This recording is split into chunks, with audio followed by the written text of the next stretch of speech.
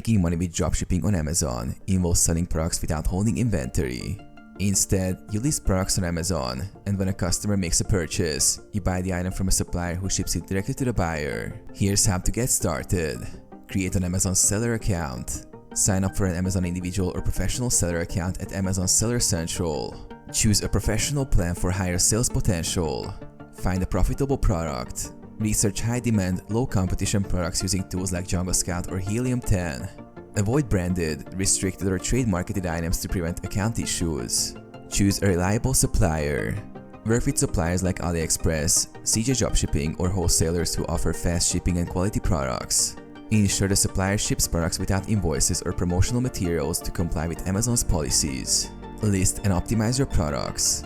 Create product listings with SEO-friendly titles, descriptions, and high-quality images. Price products competitively while factoring in Amazon fees and supplier costs. Fulfill orders and provide customer support. When a customer buys, place the order with your supplier, who ships it directly to them. Offer excellent customer service to maintain high seller ratings.